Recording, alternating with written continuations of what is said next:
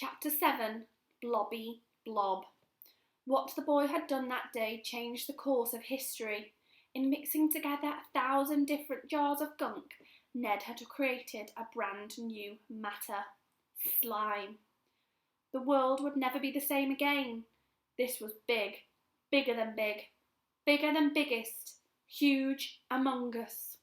It means big. You would know that if you owned a Williams dictionary. As Ned stayed deadly still, the slime began spinning round and round him. Whiz! It was a tornado of slime.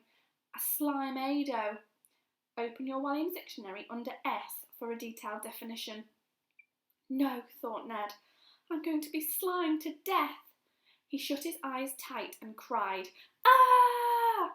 Then the most amazing thing happened. The whirling tube of slime spun up over his head and slapped against the ceiling. Squelch. It then began oozing downwards towards the boy. As it did, it began to take shape. Not human shape exactly, more like a blob on top of a blob on top of a blob. It is easier if I show you. It looked like this. A blobby, blobulous blob. The Williams Dictionary definition for something very, very, very, very, very, very, very blobby. It was hanging down from the ceiling. A huge, slimy, upside-down face was staring right back at him. "Good morning," it boomed. The boy's eyes darted around the bathroom. There was no one else there. This thing was talking to him. "I said, 'Good morning,'" it repeated.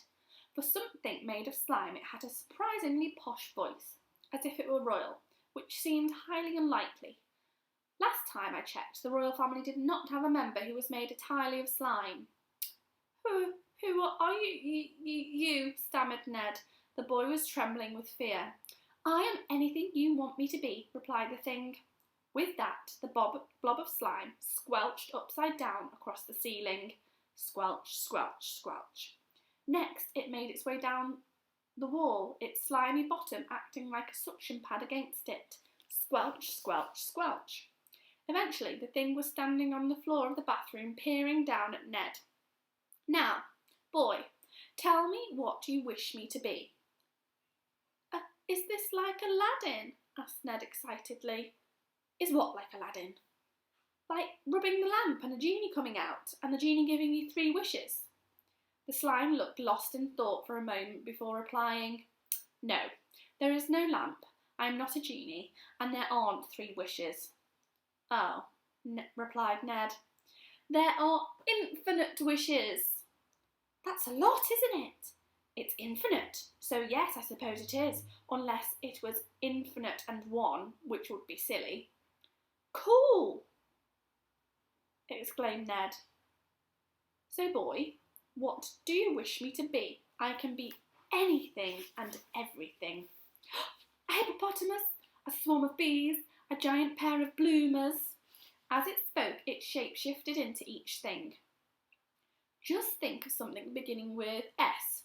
A sailing ship, a sphinx, a sausage as tall as a tree, a steamroller.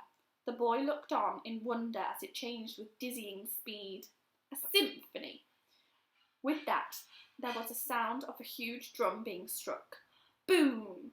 The slime shattered into what seemed like hundreds of tiny globules. They flew past Ned, and he realised that they weren't just globules, they were musical notes. As the sound of a symphony echoed around the bathroom, these musical notes danced through the air like butterflies.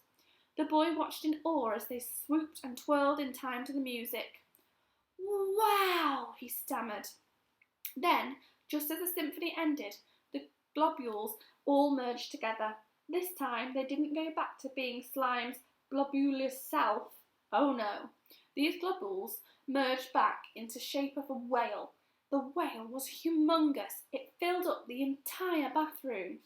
It floated in the air, swishing its tail. Swish, swoosh, swash. "Am I back to normal?" it asked. "Something feels fishy." "No, you're not back to normal," exclaimed Ned, "unless it is normal for you to be a great big ginormous whale." The whale of slime looked down and then fell through the air, splat. It landed like a drop of jelly on the bathroom floor. Silence. Ned stared at it. Whatever this thing was, it looked to be no more. Was it an X thing? Lying motionless next to the wheels of the boy's wheelchair was nothing more than a puddle of gloop. Slime! Ned called out. He couldn't think of what else to call it, and slime seemed appropriate. Are you all right? After a moment, the slime pulled itself back together into the shape of a blob. Oh, that's better, it said. I felt all over the place. Thank goodness, exclaimed Ned. Is Slime my name then? It asked. I can't think of a better one. Roger? Archibald? Brenda? Offered Slime. I do feel like a Brenda. Mused the boy. I think you look more like a slime. Slime it is, said Slime. It gave the boy a funny look, as much as a blob of slime can give anyone a funny look. So, did you create me?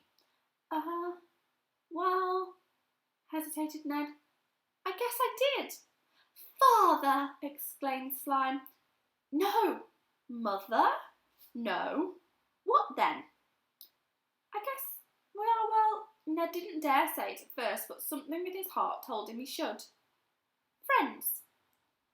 Friends, repeated Slime. Friends, I like that. Yes, we are friends. The boy smiled and leaned over to hug his new friend, but all he got was a face full of slime. You didn't tell me your name, remarked Slime. Ned, replied Ned. I have a friend called Ned, exclaimed Slime. And Slime? Yes, Ned. I want you to help me play a trick. Goody, goody, snorted Slime, rubbing his slimy hands together in glee.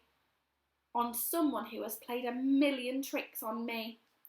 Just then there was a pounding on the door. Boom, boom, boom. What on earth is going on in there? A voice demanded. It was, of course, Jemima. Come out right now, Ned, or I'll boot this door down. Is that them, perchance? Inquired Slime. Now, how did you guess? Replied the boy with a cheeky smile.